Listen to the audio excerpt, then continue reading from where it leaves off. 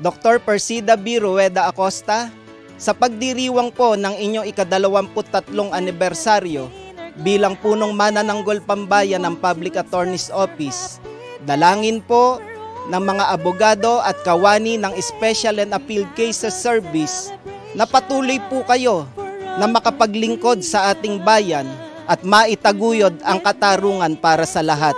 Maraming salamat po sa inyong walang sawang serbisyo at pagmamahal sa sambahayan. Mabuhay po kayo! Chief Acosta, you're defending the people's rights. You keep on fighting the good fight, the justice and public service. You've dedicated your life.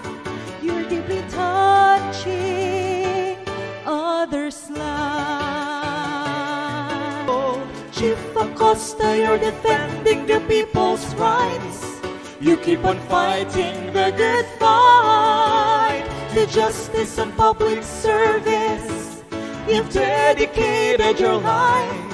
You're deeply touching others' lives.